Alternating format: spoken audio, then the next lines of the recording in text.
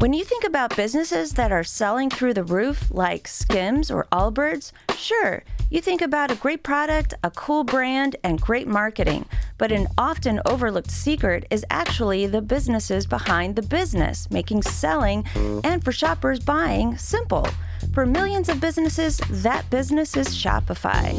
It's home of Shop Pay, the #1 checkout in the world. You can use it to boost conversions up to 50%, meaning way less carts going abandoned and way more sales going through to checkout. Upgrade your business and get the same checkout Allbirds uses. Sign up for your $1 per month trial period at shopify.com/income, all lowercase. Go to shopify.com/income to upgrade your selling today. Shopify.com/income.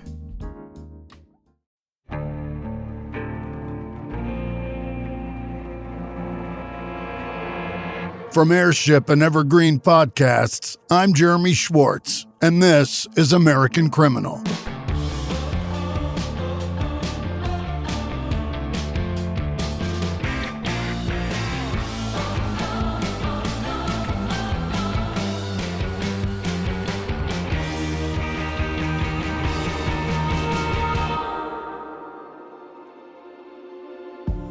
The crimes and corruption of William Tweed occurred as America's political system was still taking shape. As you heard, he took advantage of his position to enrich himself and his friends. And it was so easy for him, mostly because people didn't know what they didn't know. They didn't realize how simple it was for politicians to steal in the ways that Bill did. Didn't understand the cycle of more power leading to more money, leading to more power, leading to, well, you get it. But, of course, Bill Tweed wasn't the first man to exploit people's ignorance, nor was he the first person whose actions can be looked at as morally gray. Because sure, he swindled his constituents and stole from the public purse, but he also used his power to effect positive changes in the city. Does one outweigh the other? Now that's not for me to say, I'm just pointing it out so that you can make up your mind. And while we're on the subject of ethically dubious actions, let's talk about New York City's doctors' riot. This happened right on the heels of the Revolutionary War, long before Bill was even born. But, like the cautionary tale of Boss Tweed, this deadly riot came about because of a lack of regulations over an aspect of society that needed them. In this case, it was the study of medicine. See, doctors needed human bodies so they could learn. And the fresher they were, the better the specimen, obviously. It was an open secret that new corpses would often be taken from graves and used as teaching aids. Not the most pleasant thing to think about, but much of society was pretty happy to ignore the elephant in the room. This was especially true in 18th century New York City, when nearly all of the bodies being stolen were black. But in April of 1788, something changed. And it suddenly brought a lot more attention to the cottage industry of body snatching. Eric Rivenes, the host of Most Notorious, sat down with author Andy McPhee to speak about exactly what happened to set off the doctors' riot, the history of resurrectionists, and the complex morality of the lines we cross in service of a greater good.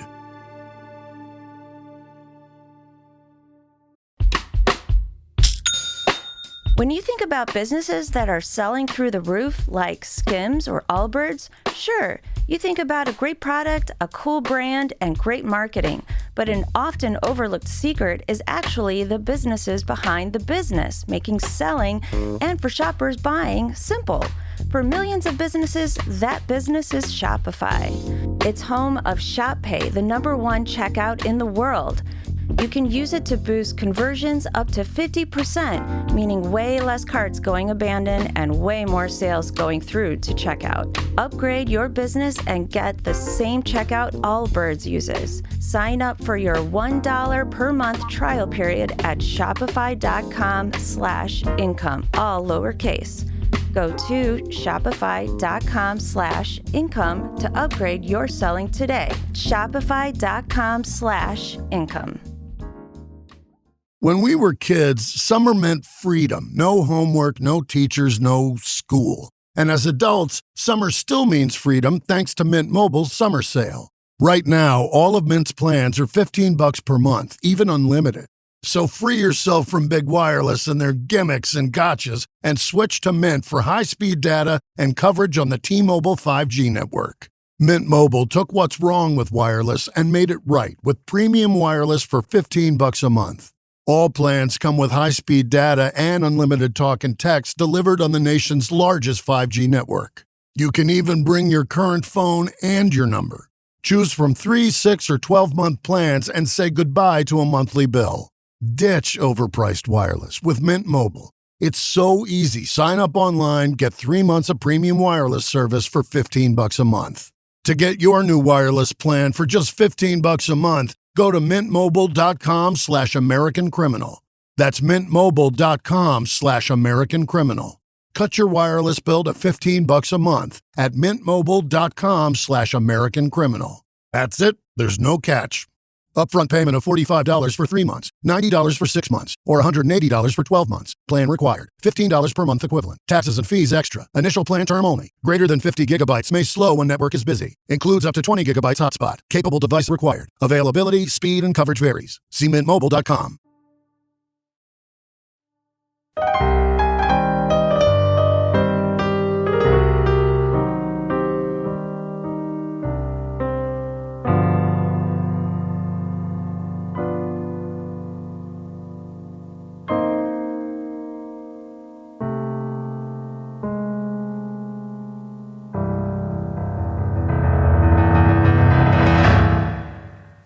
Welcome, everyone, to another episode of the Most Notorious Podcast. I'm Eric Rivenes. Great to have you here with me. And I am so pleased to introduce Andy McPhee to the podcast today. He is a former critical care nurse, nurse educator, and an award-winning writer. He has authored 4 books and hundreds of news articles for young adults. He has also overseen the publication of dozens of educational healthcare textbooks. His brand new book, out on January 6th, is called The Doctor's Riot of 1788, Body Snatching, Bloodletting, and Anatomy. Welcome to the show. Thank you for coming on. My pleasure. Thank you very much for having me, Eric. Sure. So you start your book with an experience you had in an operating room with a man who had suffered from a motorcycle accident. Can you tell us that story? Yeah, I'd be happy to tell that story. I was working my way through nursing school as what they call nowadays a surgical technologist, but back then what was an operating room technician. And I was on call every third weekday and every third weekend. And, you get called in. I only lived a few minutes from the hospital. So it was one of those nights, woke up in the middle of the night. They had a case coming in, hurry up and get here. And it happened to be a fairly young guy in his early 20s, I believe, who had gone off, was riding a motorcycle, went off into a ditch, and he wasn't found for a few hours. By the time they got him into the emergency room, he was in really bad shape. And so they really just brought him straight up to the emergency room, to the operating room. And I had already set up by then. And there was a nurse there as well. And this was, people nowadays, they're in healthcare, they're going to go nuts. But this is before, we didn't have the problems that we have today. They cracked his belly. That is, they operated on his abdomen, slicing it open. They didn't have gloves on. They were in their street clothes. I was dressed and I was in gloves and a gown, but they were not. It was such a hurry to get to this, to find out where this guy was bleeding from. And they didn't find it in time. And so the surgeons, after we called it off, the surgeons kept looking. They wanted to find out what happened. And they found that the iliac artery, which is an artery that feeds the leg on this man's left side, looked like someone had taken a zipper pull and pulled it down, and it was open about 1.5 inches, 2 inches. It was just wide open, and that's where the bleeding was coming from. And I remember that kind of got me thinking and remembering all the other things that I had been fortunate or unfortunate enough, depending on how you take it, to have seen and done in those days when I was in the operating room. I felt livers. I've helped with cesarean sections. I don't know how many of those. So I know what the uterus looks like, and I know what the abdominal anatomy looks like, and muscles look like. We were just getting into total hips at that time. This is a while ago. So I tried to use that background and that knowledge and bring it into the book. And so that guy made an enormous impression on me. And I remember it to this day. I feel bad for him and his family, obviously. But yeah, that's a story I tell. Try to kind of get people into it so that they understand my point of view as they're reading the book. What is the connection in your mind between this story and the phenomenon of body snatching and the riot in your book? How does it tie together? You have to know these surgeons and physicians, anybody working in healthcare, now physical therapists especially, not just surgeons, but any kind of physician, you have to know what you're looking at all the way in. And I thought, how else you going to know that? How else can any physician understand what a bruit is, for example? A bruit is a sound that constriction of an artery plays. So when you get a pulse going through an artery, if it vibrates, that's called a bruit, and that means something. And you have to understand what's happening inside the body to be able to help the body and to help the body heal. And I tried to think back, well, how else could they have done that? From hundreds and thousands years ago, how could they? There wasn't a way other than to examine dead bodies and to cut them open, which really didn't happen till like the 1700s, or there was no way. Da Vinci and Vesalius and those guys studied mostly muscles. And they didn't do a whole lot with the interior body. And even then, the pictures that they drew, the illustrations, we know now, are sometimes terribly wrong, but they didn't know that then. So how else can you learn where the liver is, what the stomach is like, what the liver is like when someone has cirrhosis, and how that might affect the rest of their organs, unless you've had the opportunity to view the body? And you can't do that really on living people. You have to do it on dead people. So it's in the natural outcrop of that need. Resurrectionists, these sack-em-up men who would sneak into the cemeteries at night and take bodies and then transport them to an anatomist where they would get dissected by students. There wasn't a very big leap. Da Vinci used resurrectionists back when he was painting and sculpting, and he dissected, as I mentioned in the book, he dissected a 100-year-old man who he sat on the bed as he died. He used to hang out at hospitals. And if someone died, he would just kind of take the body to the crypt where he was working, and he would anatomize it or dissect it and learn from it. So it's not a very big jump from the need to have insight and in-depth understanding of internal organs to body snatching. It was a natural evolution. And so that's, I think, where that link comes. Because I was like, oh, yeah, I understand now. I can sense this now.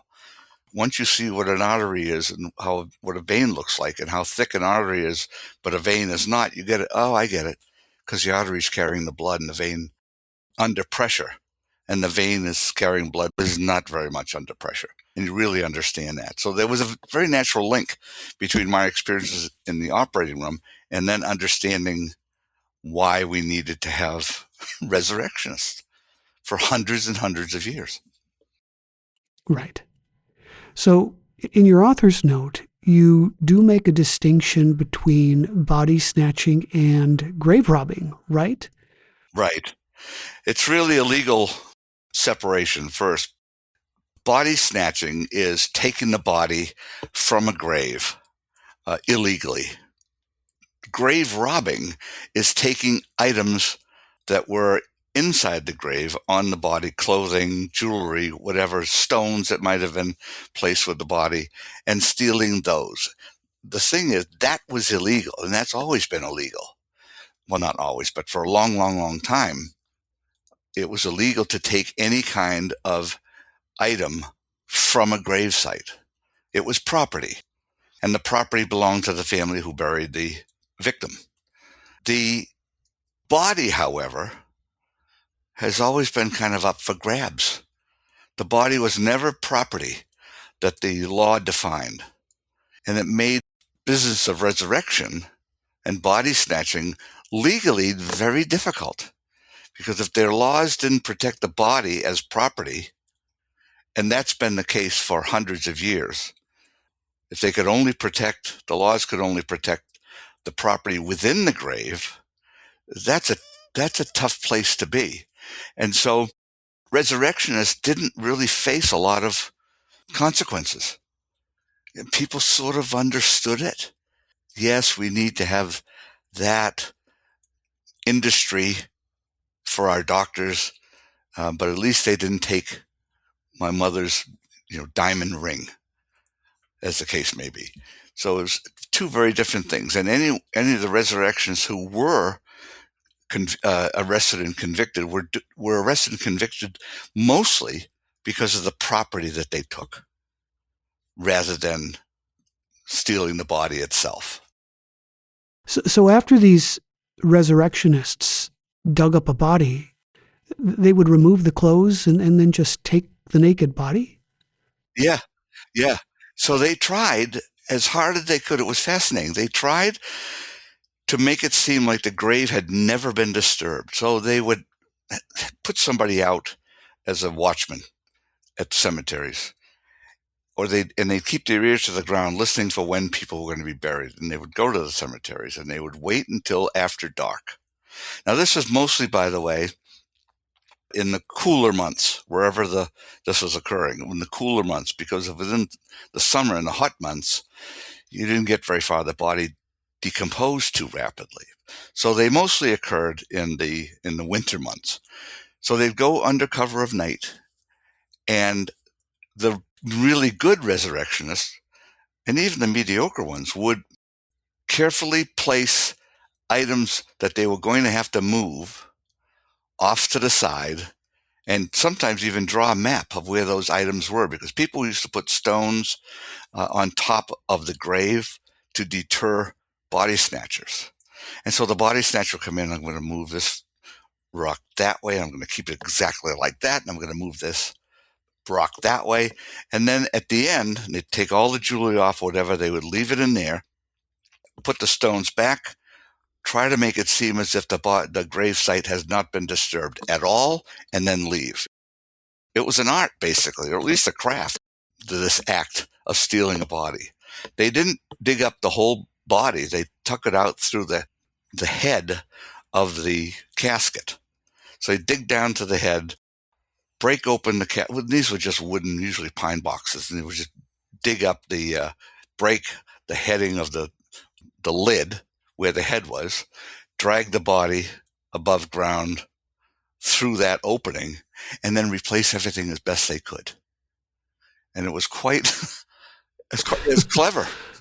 What are you going to do? It's this, and so bodies that have been taken from graves, there have got to be more than people know, because not all of them were caught. The families didn't always, like what happened in the doctor's riot. A family just found out that the mother who just died was taken from her grave, and they went to the grave. But think of how many families left their loved ones there, and then they're not there anymore, but they don't know it, and you can't see it when you go back, 3 months later. It looks like a grave site. So it's fascinating. So I think there are a lot of empty graves out there, is what I'm saying. Yeah, I'll bet. So these resurrectionists were medical students? In the U.S., yeah, not so much in Europe and England, but in the U.S., absolutely. They were predominantly medical students. In England, the old-time resurrectionists in the 16, 17, 1800s in England, it was a job for them. They had a good, strong stomach. They could make money. It was a job for them. And there were medical students, absolutely, in Edinburgh and London, who went body snatching because they needed bodies. Not as in the U.S., it was far more common. We had 4 medical schools by 1800 in the U.S. That's it. Then by 1860, there were 60 of them. There were way more medical schools. So it was absolutely imperative in America, because of that growth, that you had bodies to feed that growth. So the students became the main resurrectionists, unless you could hire somebody to do it for you. And there are instances of that. I cover one of them in the book. There was a gentleman named Grandison Harris in Georgia who wound up working for College of Georgia Medical School, and he was hired specifically to steal bodies. And that was his job. They didn't say that was his job publicly. He was a maintenance person or something like that. But his job was to go out, watch cemeteries, dig up the body, bring them back to the anatomy lab where they would be dissected. And I have an actual picture of him in the book in a class of medical students, and he's in the upper right waving. He's the only one. He just decided to wave. Fascinating stuff. And a lot of universities, colleges hired people to do that very thing. So there was a great deal of resurrectionist work in America, principally because of the rapid growth in medical schools and the need for anatomy in the States. So would these students have been compensated in 1788 in any way with Well, money? the students wouldn't be compensated. If there's an outside resurrection, a freelancer, if you would, the freelancer would be paid. And at one point, it was $100 per body. And that's what would be transferred to the anatomist. The anatomist would give the freelancer money, cash money, and the freelancer would go on his way. And the anatomist and the students would dissect that body the next day and for several days thereafter. The students got interested. They weren't paid. That was the expectation of the course. So they didn't get paid. They would have just said, the professor would have said, listen, we need a body. We're going to be doing the abdomen. See if you can find one. And they would go get them. And they took them from anywhere. And that was one of the things that started the doctors' riot to begin with. They would get it from anywhere. In New York City, it was predominantly the Negroes' burial ground, what is now called the African Burial Ground National Monument. But they get them at paupers' graveyards in towns outside cities, which is where the medical schools were located for a fair amount of time. They would travel out, resurrectionists travel out to towns and grab them there. So there was always, they went where the deaths were, where the bodies were. And in 1788, the main student that everyone talks about is a guy named John Hicks Jr. And he was a very vocal student about the need for stealing bodies in New York City. So the students did it, but to sort of satisfy their own requirements for school because they wanted a career. That's what they had to do. Right. Now, there was a lot of lively debate going on about this problem in newspapers. Oh, yes. It was a charged issue. Absolutely. And people didn't have a problem with taking from the black cemeteries or the pauper cemeteries. That wasn't an issue. It wasn't until students at New York Hospital, the anatomy program in New York Hospital, that they started taking bodies from Trinity Church, which was at that time still allowed blacks, but they had to sit way in the back. So it was a white dominated church, and the majority of bodies interred in the graveyard of Trinity Church were white bodies. Those bodies were particularly cherished by anatomists because they weren't the typical black bodies and poor bodies that might have been, because blacks and the poor in those days were so much more malnourished, emaciated, things that happen in the body over time to someone who doesn't have the proper nutrition, people who are beaten, people who are in accidents more often than people who had money. Those individuals presented a certain type of cadaver for the dissectors.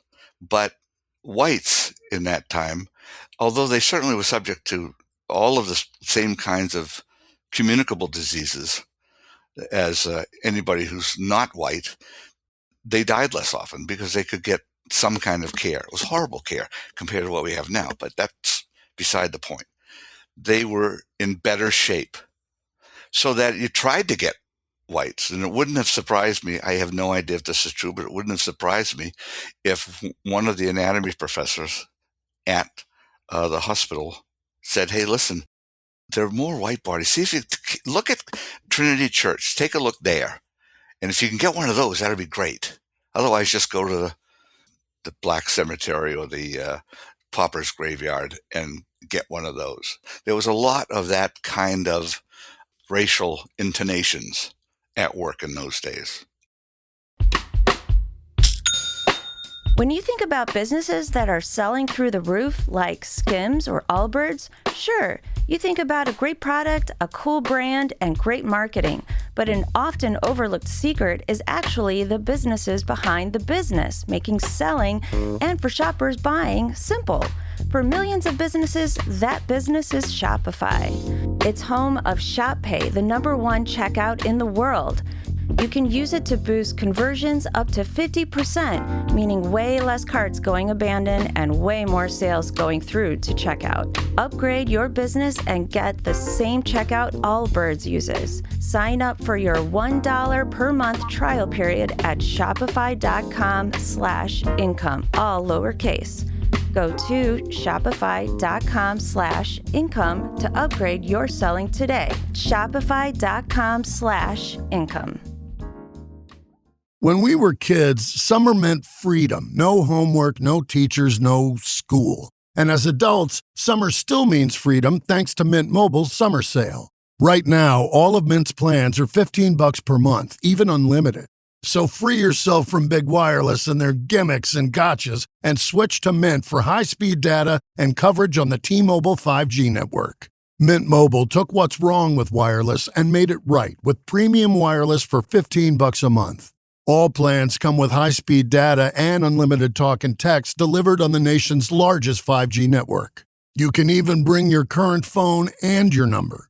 Choose from 3, 6, or 12-month plans and say goodbye to a monthly bill. Ditch overpriced wireless with Mint Mobile. It's so easy. Sign up online, get 3 months of premium wireless service for $15 a month. To get your new wireless plan for just $15 a month, go to mintmobile.com/AmericanCriminal. That's mintmobile.com/AmericanCriminal. Cut your wireless bill to $15 a month at mintmobile.com/AmericanCriminal. That's it. There's no catch. Upfront payment of $45 for 3 months, $90 for 6 months, or $180 for 12 months. Plan required. $15 per month equivalent. Taxes and fees extra. Initial plan term only. Greater than 50 gigabytes may slow when network is busy. Includes up to 20 gigabytes hotspot. Capable device required. Availability, speed, and coverage varies. See mintmobile.com. Life insurance. We all know we need it, but we keep putting it off because we think it's complicated or expensive or that we'll live forever. Well, stop telling yourself you'll handle it later and take care of it today with SelectQuote.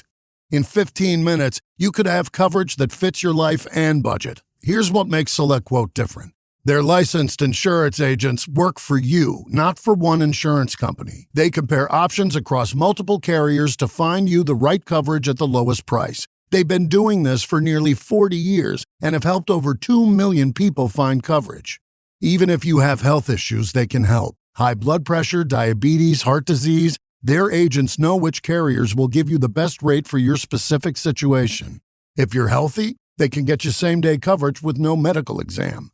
Other brokers push policies that pay them the most. SelectQuote's agents actually shop for you. SelectQuote. They shop, you save. Get the right life insurance for you for less at SelectQuote.com/American Criminal. Go to SelectQuote.com/American Criminal today to get started. So who are the people arguing back and forth in the newspaper? Yeah, the people who wrote, there was a petition by black citizens of New York City saying, listen, we have had our loved ones' bodies dug up for so long now. Please stop this. Do something. We understand that the students need to have a dead body to learn. We understand that. But please don't take so many from us. To treat us with a little dignity. So that letter went to the council, the New York City Council, and nothing really happened to it. It was published, but nothing else happened to it. Some of the students, including Hicks, and especially Hicks, wrote letters back to the newspaper. At the time, and people are generally aware of this, Hamilton and others would write under a surname.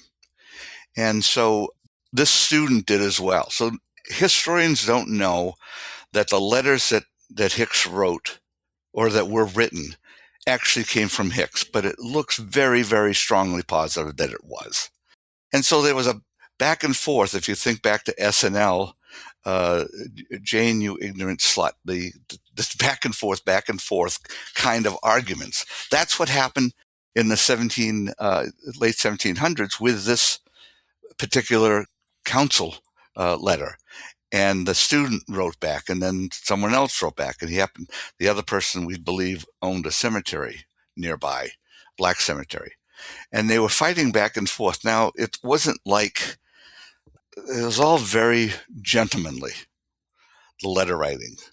But when you really look at it, you can understand that there's a great deal of anger there on both sides. Here you have black citizens raging, kindly so, against white medical students, and they were all white, for taking their bodies and leaving them a disgraceful grave, basically.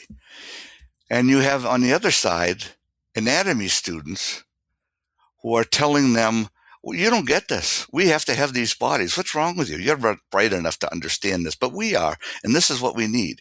It was that kind of back and forth that happened in a newspaper shortly before the riots. So there was already a pent-up disgruntlement about anatomy students and about medicine. Medicine that time did not have a good reputation. The doctors were, if you think back now, they were as good as they could be, but they were horrible. Anybody could hang a shingle out back then.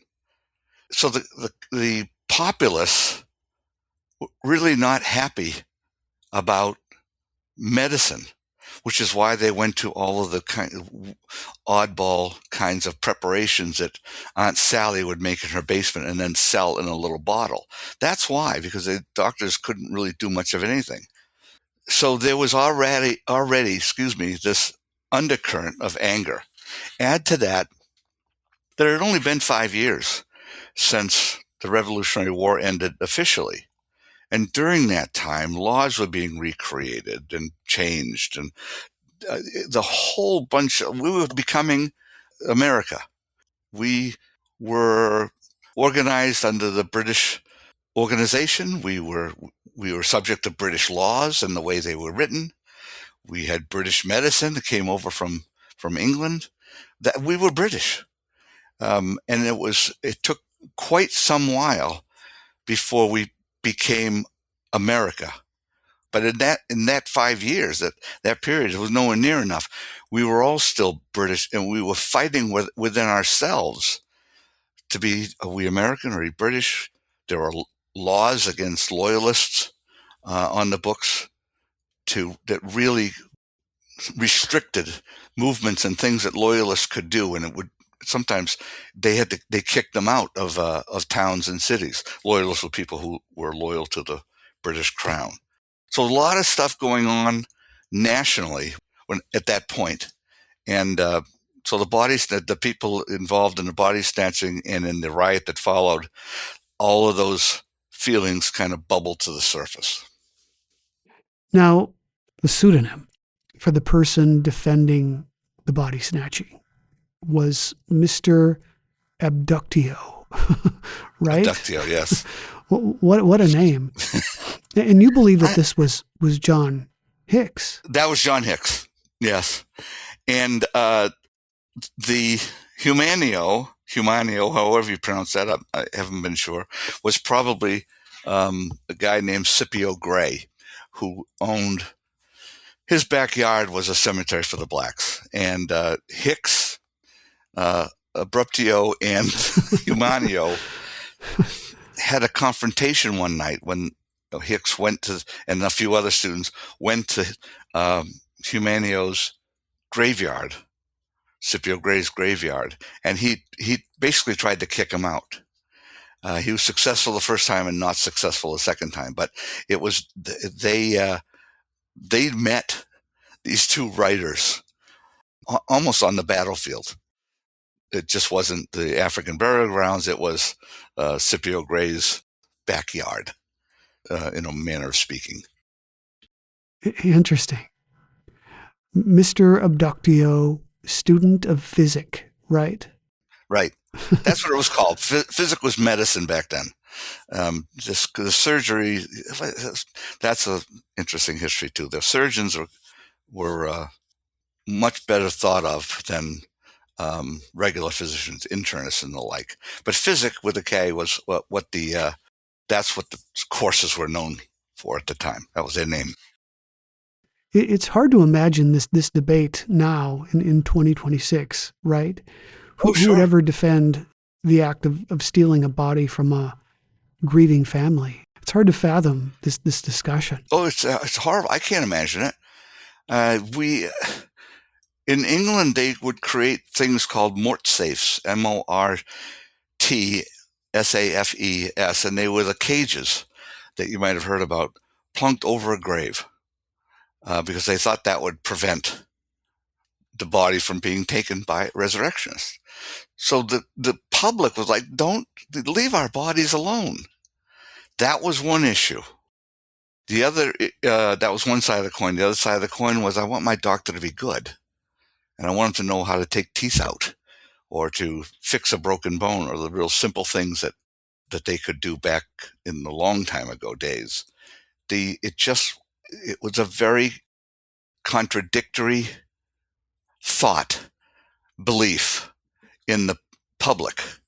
And I don't think those two beliefs met in the middle. You can compartmentalize a lot of different things. And I think that's what regular people did. How else could they do it? The grieving family, of course, leave my loved one's body alone.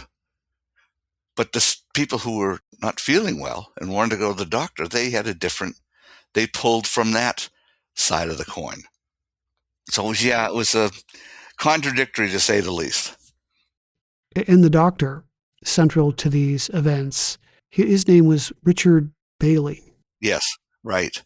So Richard Bailey studied in Edinburgh and a little bit in London. And all of the medical students who studied in Edinburgh, which was one of the preeminent institutions in Great Britain, or London, another preeminent institution, medical school, they had to go out and steal bodies. They learned that at school. One of the main people in London, for example, was an anatomist named William Hunter. And Hunter, there'd been a number of protests outside his anatomy school, his anatomy lab on Great Windmill Street. People who are saying, stop stealing. We know something's going on in there, because there'd be comings and goings of people and wagons and things in the middle of the night. And they could smell human flesh. They didn't like the smell, because he was either burning bodies or they were dumping them down into a well, and there was smell during decomposition. It wasn't good. So he learned that, Bailey, in Great Britain. He brought it back, that learning, to the U.S.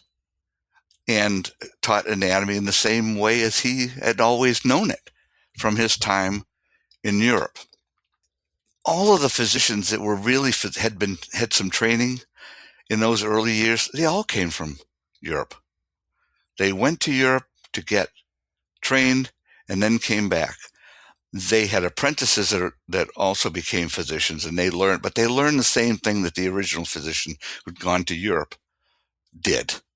And one of the things that they did on a regular basis was steal bodies from local cemeteries, because that's how you got bodies. So Richard Bailey he had a protege named Wright Post. They were working that day in April when the doctors' riots started. They had students there. They were teaching them something. I don't know what. I made some educated guesses at what they might have been doing in the book, but no one knows, and no one will ever know because the documentation doesn't exist. But they were teaching their anatomy students that day, just as they have done. And they had them stealing bodies right along, just as they had done in school, just as their masters before them had done in school. So that's just what happened. That's what you did, even then. And Richard Bailey was very good at it. And Bailey was not some black and white villain. I mean, despite encouraging his students to steal bodies, Absolutely. he actively worked to alleviate the suffering of the poor in the city. Sure. He was a physician. He treated everybody. He was teaching students, but before that, when he was in actual practice, and he probably did a lot of that anyway on the side. He couldn't live just teaching anatomy. So I'm sure he had a little office, although I don't know for sure. But, he was treating people. This was not, to them, anything that they had any kind of emotional qualm about or moral qualm.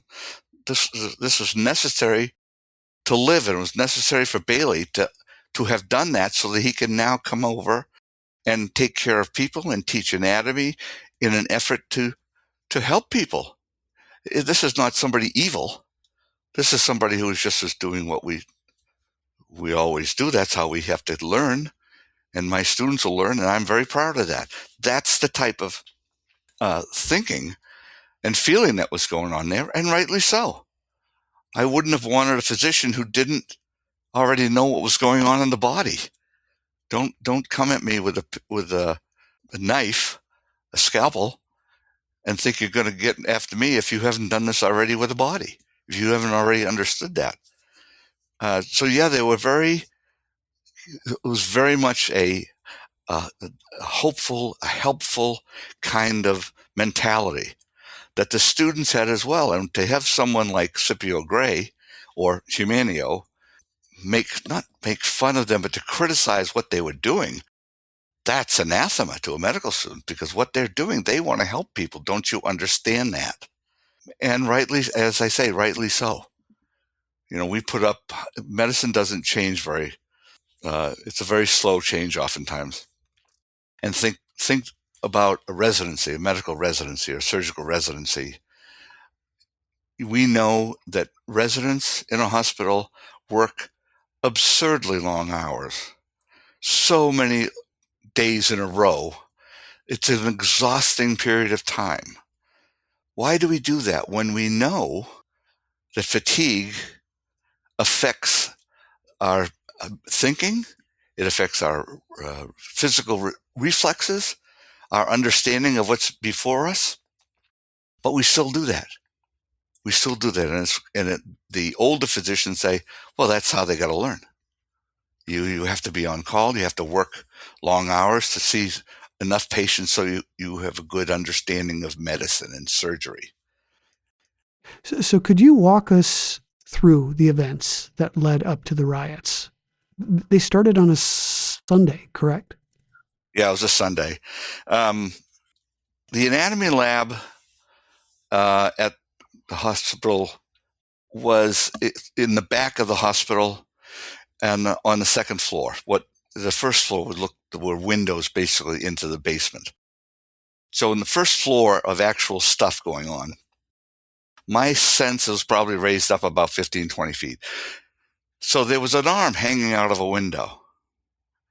to dry, apparently. They might have just cleaned it. They might have just taken a bunch of blood out of it. But it was left up there to dry, hanging somehow. A bunch of kids were playing below, boys. And you can imagine that an arm sticking out of a window would have been rather a curiosity to anyone. So at some point, a few of the boys grabbed the ladder that workmen had left behind. They were still working on the interior of the hospital. They put a ladder up to the window, and one of the boys climbed up. We have no idea who he was. He climbed up, and I'm sure he took a real good look at the arm, and he looked into the anatomy lab, and there were students gathered around tables. On one table was a woman, a naked woman that they were working on. What they were working on, I don't know. There was another body at the time of a black man who was on another table. And I found out that at a later point, there was a third body in some kind of a barrel. And his flesh was being melted, for lack of a better word, so that they could have a skeleton. But in any case, the student saw two bodies. And one of the students, we believe was John Hicks Jr., said to the student, "Hey, this is your mother's arm. I just dug it up." This kid must have been mortified or stunned beyond belief. Scrambles back down the ladder, runs home, tells his father. The father's wife had just died, the boy's mother had just died. He and a few friends run to the cemetery and find the grave disturbed and there's no body in the coffin. Now they got a whole bunch more of their friends. And this guy was a mason working in the area. So a lot of his friends, I'm sure it was very easy to get. They marched on the school and stormed up the back stairwell of the school, of the hospital, into the room where the students had been dissecting bodies. Bailey was very concerned after these boys ran home, and especially once they heard the approaching mob, probably 20 or 30 people by that point, and he told his students, "Run away, get out, hide, do anything you want."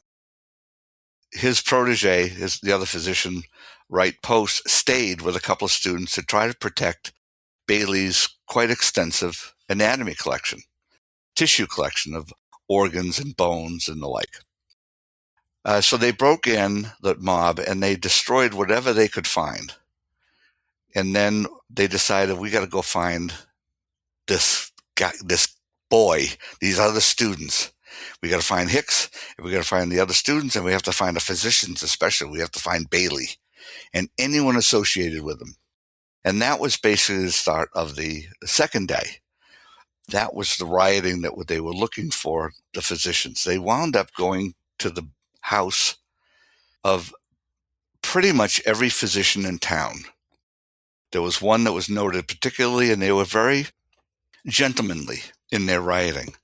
They got to the doctor's house, and they said, we want to search the house for these students, and the doctor let them in. Up they go all around the rooms, and they can't find Hicks. They can't find anybody. But they did go up in the roof, and they missed Hicks, who apparently had been hiding behind a chimney of a house next door. But in any case, they leave, and they did that same thing to as many physician houses as they could find, never finding anybody. Hicks apparently had somehow got out of the city, and he literally was never heard from again. There's no documentation of a John Hicks Jr. anywhere in our documents, newspapers, or anything else. He just kind of disappears.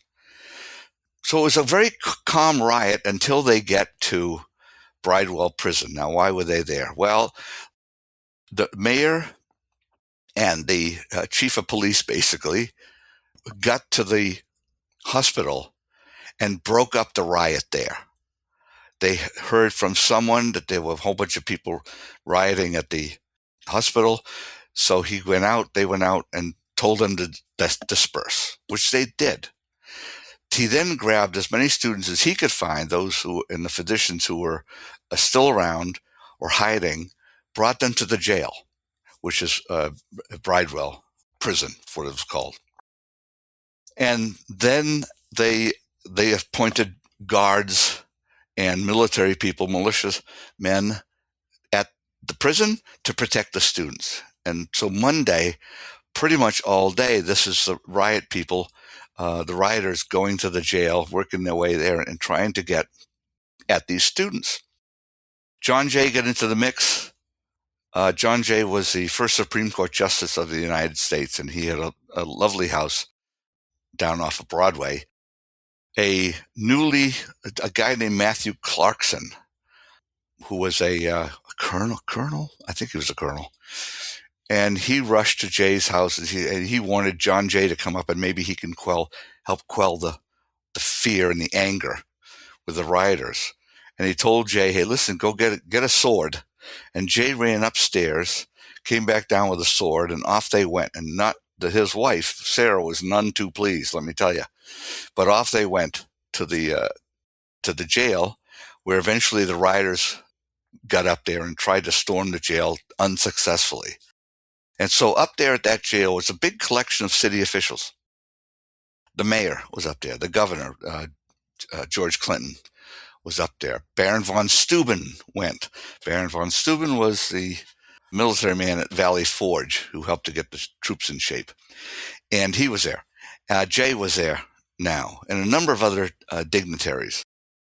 Hamilton was there at least for a time, it seems. That was at least one account. I'm not sure that he went there that day. He certainly had tried to quell the rioters downtown where they were. I believe he was there as well, because I don't think he would have left. But there was only one source I could find that said that. But in any case, a whole bunch of people there. The rioters eventually began to throw sticks and stones and what they call brickbats, pieces of brick, pieces of stone, to get in at these dignitaries and the militiamen who were around them. And a whole bunch of the people got injured, mildly injured. Jay was struck in the head, as was Baron von Steuben. And when von Steuben was struck, he told Jay, my God, fire Dwayne. Dwayne was the mayor at the time. And the militia fired into the crowd. They killed a few. The crowd dispersed. And that was essentially it for the rioting, although the groups did go out the next day. So it was quite a thing, but it was not the only time that people rioted against anatomists and medical students who'd been stealing bodies. Quite the contrary. So what's your best guess, the number of people who were killed during the riot? It's several. At least one died when he tried to climb through one of the windows of the jail that he had broken, or that someone had broken, and he was bayoneted. The closest thing we came with otherwise is there were several who were killed. The troops fired initially over the heads of the rioters. That wasn't working, so they just fired into that first group. Those people in the front, they didn't do well. There were a number injured and a number killed, and we don't know a lot about that number today. When Hicks taunted the boy, told him it was his mother's arm. Yeah. Did Hicks? Did he know it was the boy's mother, No. Or was it just some crazy coincidence? Crazy coincidence. He had no idea that was his mother. I just tried to imagine myself. I'm 12 years old, 13 years old, if that much, and it probably was 9 to 11 years old. But I'm very young, and I'm looking in, and I'm seeing a body split open, or at least a naked female body on a table surrounded by a bunch of young men. It's going to scare the hell out. What are you doing? What is going on? So the guy tells him it's his mother. He goes, no, I don't know what the boy thought, obviously, but I can imagine him thinking, if it is, that's my mother's body. So he might have known is a tough word to get around. He might have assumed that it was his mother. Then when he ran home to tell his father, and he must have later learned that it was his mother. He had to have, but he didn't. Whether he knew at the time, no, probably not. But he assumed it when he was told that was his mother's arm. But it was just pure happenstance. Why did he happen to go up the ladder and not one of the other boys whose mother was still alive? I don't know, but he did. Life insurance. We all know we need it, but we keep putting it off because we think it's complicated or expensive or that we'll live forever. Well, stop telling yourself you'll handle it later and take care of it today with SelectQuote. In 15 minutes, you could have coverage that fits your life and budget. Here's what makes SelectQuote different. Their licensed insurance agents work for you, not for one insurance company. They compare options across multiple carriers to find you the right coverage at the lowest price. They've been doing this for nearly 40 years and have helped over 2 million people find coverage. Even if you have health issues, they can help. High blood pressure, diabetes, heart disease, their agents know which carriers will give you the best rate for your specific situation. If you're healthy, they can get you same-day coverage with no medical exam. Other brokers push policies that pay them the most. SelectQuote's agents actually shop for you. SelectQuote. They shop, you save. Get the right life insurance for you for less at SelectQuote.com/American Criminal. Go to SelectQuote.com/American Criminal today to get started. When you think about businesses that are selling through the roof, like Skims or Allbirds, sure, you think about a great product, a cool brand, and great marketing. But an often overlooked secret is actually the businesses behind the business, making selling and for shoppers buying simple. For millions of businesses, that business is Shopify. It's home of ShopPay, the #1 checkout in the world. You can use it to boost conversions up to 50%, meaning way less carts going abandoned and way more sales going through to checkout. Upgrade your business and get the same checkout Allbirds uses. Sign up for your $1 per month trial period at shopify.com/income, all lowercase. Go to shopify.com/income to upgrade your selling today. Shopify.com/income. And the rioters, after destroying the specimens, chasing the students out, they picked up the bodies and returned them to their respective cemeteries. They did. The rioters themselves said they were going to remove these to the cemetery. The black body, I assume they brought back to the African burial ground, or the Negroes' burial ground, as it was called then. And the white body they took back to Trinity. Or at least to the father, who then could reinter his wife. That was this dignity there. They knew what was right. We're going to take care of these bodies. And the benefits that the medical students were getting out of dissecting those bodies, they didn't care in the least about it. They were so angry. I wonder how many of them later said, yeah, they were doing something good for us. I don't know. There's that dichotomy, that internal contradiction was there no matter what, whether they recognized it or not consciously. It was there. So, yeah, you mentioned that there were other riots happening. Yeah, the other riots. Yeah.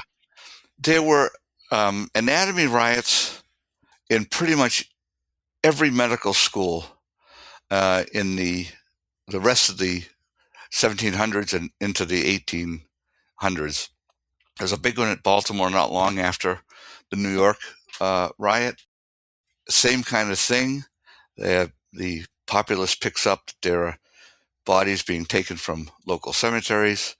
And where are they? They're in this medical building here. So Baltimore had a big riot. There were riots in New Haven, Vermont, New Hampshire, Massachusetts, Ohio, all over the place. And one of the authors of a terrific book, his name is Michael Sapol, said that you can assume that every medical school in the country had some kind of protest or riot against them. They weren't always deadly like the one in New York was, but people got injured in a lot of them, or at least there were large protests. So those protests, that anger, popped up here and there throughout the country for the next 60 years or more as medical schools grew It was just, you have to be able to live with that incongruence, that contradiction. And sometimes they just couldn't. So we finally got out of that, but we didn't get out of those riots until after the Civil War. During the Civil War, there was a new kind of practice being done for dead bodies. You think about the soldiers in the Civil War. Let's look at the Revolutionary War first. In the Revolutionary War, people fought pretty much near to them. And if they died elsewhere, if they lived in Connecticut and they traveled down and wound up in West Virginia and died in West Virginia, they were buried there. Civil War, they could be sent back because this new procedure of injecting the body with, it was prior to formaldehyde, but it was a formaldehyde cousin. They could keep the body non-decomposed for about a week. So you began to see bodies being sent back from the battlefield to their home. And actually the person who was, that was first done with in the U.S., or at least in the Civil War, was someone that Lincoln knew. He'd known him from when Lincoln was a kind of a gangly lawyer in Illinois, as they say. And this fella died. He was killed during the early part of the war. And so Lincoln said, yes, please use this new procedure on this man who I truly adored. They did. And then Lincoln was later embalmed with the same procedure. Now, formaldehyde itself didn't get discovered until a number of years after the Civil War. But once it was discovered, and once they found out that it had very good use in embalming, where they could put formaldehyde throughout the body and drain the blood out and replace it with formaldehyde, is what happened. Then body snatching pretty much disappeared. You didn't need that. There wasn't a need for rapid dissection of the freshly dead. So they could wait and hold on to it for a year and then dissect next year. So that died out. Interesting. You do go a bit into the Burke and Hare murders, and they happened a few years after this riot. Yeah, well after.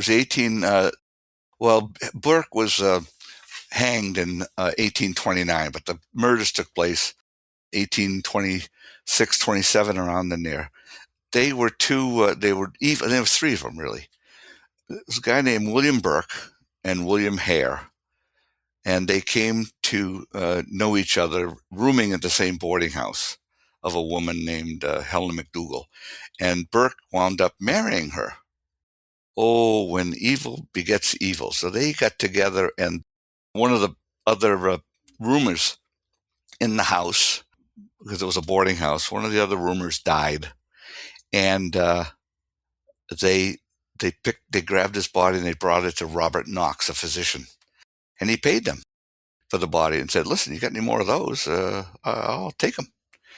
And so these two ne'er-do-wells said, well, if you like that one, we can just start killing rumors. We can start killing people. And that's what they did. They would kill someone in the boarding house and take them to Knox, and Knox would buy them. And they'd kill another one and he'd buy that one. They were eventually found out, and Hare and McDougall both escaped. So they were never punished. But William Burke, was hanged in a square. And so he was a ringleader anyway. That gave rise to a term called burking. So if you kill someone so you could sell their body for whatever reason, that's you're burking. You're burking someone. That's still used to this day in certain circumstances, obviously. So in the aftermath of all of this, did anything change legislatively? Legislatively, yeah, there were some bone bills that were passed, and the first bone bill was passed in 1797. It was a number of years after the riots, and they were these weak-willed pieces of legislation that would try to restrict body snatching, that would try to find other ways, other bodies that they could use, that the physicians could use, mostly from the indigent and poor, the bodies who'd been unclaimed. But they didn't really do a whole lot because the consequences were not strong enough. And I believe that it was because they knew that there was a benefit from them. You don't penalize the doctors that much. Just sort of, it's a misdemeanor kind of a thing. And so obviously it had no teeth. And they didn't need teeth. Well, I shouldn't say that. No legislation put more teeth into it that were effective until after formaldehyde was discovered, at which point they didn't need it anymore. So it was like, whew, we don't have to legislate that anymore, because none of them really worked. They did work in England, and that's what's interesting about it. As soon as the first bone bill in England was passed, body snatching took a nosedive. There are far fewer done after the passage of that bill than before. But in the U.S., it just wasn't quite the same. Americans are different, or the laws were written differently. I'm not sure. But it didn't really do anything until formaldehyde, until body snatching went out of its own accord. So you do discuss in your book some of the modern day body snatching going on. And one of the cases involves the body of Alistair Cook. Yes, poor Alistair. Well, he didn't know, of course, but yeah. So that story is interesting. For those of you who don't know, Mr. McAllister was a long time, I mean like decades long, host of a radio show that was enormously popular, and he was also host of Masterpiece Theater, which I think many Americans are familiar with. And he died in his 90s. He was sent to a funeral home that wound up taking his bones, taking some other organs, and like for his long bones, the bones in his legs and the upper leg and the lower leg, they were replaced with piping so that in the casket, the legs would still look good. And those bones and other organs were sold out of this funeral home. Ashes were returned to the daughter, and she assumed they were his ashes, but at the time they might have been, they might not have been. So it still happens to this day, this kind of stealing of organs, tissues. If a body's going to be cremated at a funeral parlor where the mortician and or his technical help are bad, let's put it that way, they will sell off whatever parts of the body they can and then provide back to the family ashes. Somebody's ashes. Some of them could be the loved one. Some of them could be from any number of other things, including, I suppose, animals. The reason being that physicians and surgeons now need to learn surgeries. Medical device manufacturers need to test their devices and create their devices. They have to learn on something other than alive humans, living humans. You have to teach other people how to do surgeries, new surgeries. And so there's a healthy industry of tissues being sold. And I call them tissues rather than, I call them body parts rather than tissues. Because a tissue bank, and you've probably heard of tissue banks, they take your body, your loved one's body, and then it's donated to science. It's donated it's going to help people, it's going to help researchers understand better, and they'll learn to cure a disease with these body parts. Number one, that doesn't ever happen. Number two, the body parts can go anywhere. So his bones were sold to God knows where, and his body was left and then later cremated. The body part market is very, very active and completely unregulated. Organ donations, somebody wants to give up a lung, part of a lung, a part of a liver, a kidney, those kinds of things. So a loved one, because they have a tissue match. That is extremely well regulated and has been for a number of years. But the body part market is not remotely regulated. Anyone could set up a lab and decide they're going to be a body part broker. They call body brokers. And they will sell to universities, to conferences. I need three shoulders to demonstrate a new surgical technique at a conference. Okay, here you go, 3 shoulders. I need 4 knees, 15 hips, and 12 feet for another conference I'm working on. The military uses body parts in its research on how weapons affect the body. As I say, medical device manufacturers, but including for teeth, they'll want a head with teeth intact to teach or to try out some new dental prosthetic or some new surgical procedure for the teeth. There are lots and lots of different ways to use a body part. There is overseas international trade of body parts. Australia has been a particular, they buy body parts from the US. So it's really, and a very recent incident of a bad body market was at the University of North Texas.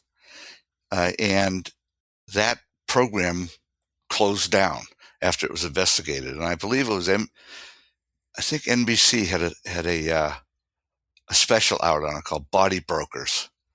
It was a few years ago, but this has been going on for many, many years. And the problem is that there's no information passed back to the relatives. So when you give a body to even some university body procurement programs, and you think it's all well and good, unless the loved ones have said, you have to, I don't want the body moving overseas. I don't want it crossing state lines. I don't want it used in a demonstration. I don't want it used this way or that way. And unless you've done that, these programs can do anything they want. And that's what happens. So they've really taken a market that, on the one hand, with organ donation is highly regulated, and on the other, a body part market that is not remotely regulated.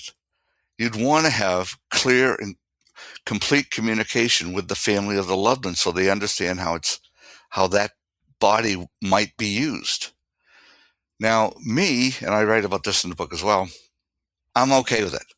If I give my body, and I think I'm going to a body procurement program, if they use my shoulder in a demonstration of a new surgical technique, if they use my torso for the military about new weapons and what happens to the body there, it's like, that's fine, because you're learning from it, and I'm okay with that. And if it's the ashes, not my ashes that get passed back, well, there'll be some ashes, and it will be me purposes. So I actually am okay with that, but not everyone is. And there are a lot of people who have really been short-shifted, I should say. People who they think their loved one's body is being used to cure diseases, when that literally never happens. They're never used for that. And there are some very sad cases where the family, of a loved one is just dumbstruck by how their loved one's body was used, or whether it was used at all. There are families that they know that their loved one never wanted his body anywhere other than a grave, and yet that's not what happened. So there's a lot of that stuff going on still. The lesson, let me get this out before we close down. I know I'm over my time, but the lesson is, if you're going to donate a loved one's body, make sure that the place you donate it to has been completely upfront with you. You've toured the facilities. You've spoken to the people involved. You've been given a list of the kinds of places that the body might go, and that you signed up on all those uses or crossed them off. Once you do that, if you go in with a full understanding of what could happen, then you'll be okay. It's just like buying a house. Do your due diligence on the house and also on the body procurement program. Oh gosh, that's so fascinating. Yeah, it's interesting. Yes. Well, I really appreciate your time. And again, your book came out on January 6th. Yes. And you have a website too, right? I do have a website, yes. It's andymcphee.com, and on that site are links to the places you can get the book. It's available on bookshop.com, bookshop.org, or the publisher's website, of course, Globe Pequot Press. You can also get it on Amazon, Barnes & Noble, your local bookstore. If they don't have it, you can order it. So it's out there. And I appreciate you having me on the show. I really enjoyed it. Yeah, it's been great having you. And we'll put the links in the show notes. And yeah, thank you so much. You're very welcome. Thank you very much. I had fun. Again, I have been speaking to Andy McPhee. He is the author of The Doctor's Riot of 1788, Body Snatching, Bloodletting, and Anatomy. This has been another episode of the Most Notorious Podcast, broadcasting to every dark and cobwebbed corner of the world. I'm Eric Rivenes, and have a safe tomorrow. If you want to listen to more wide-ranging conversations about historical criminals, disasters, and tragedies, you can find all episodes of Most Notorious wherever you get your podcasts. Before you go, don't forget to make sure you're subscribed to American Criminal and leave us a 5-star rating, please. You probably heard it from other podcasts, but those two little things really help us out a lot. You can also visit AmericanCriminal.com to get in touch with us and let us know what criminals you'd like to hear about next. American Criminal is a co-production of Airship and Evergreen Podcasts. It's hosted, edited, and executive produced by me, Jeremy Schwartz. Audio editing and sound design by Sean Rule Hoffman. Music by Thrum. This episode is written and researched by Joel Callan. Managing producers are Emily Burke and Sarah Wilgrue. Executive producers are Joel Callan and Lindsey Graham.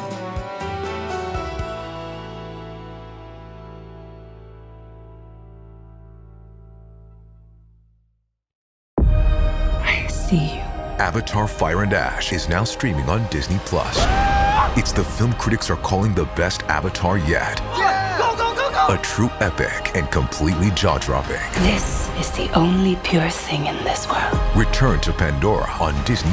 It will be an adventure for the whole family. And watch the Oscar-winning phenomenon at home. This is sick!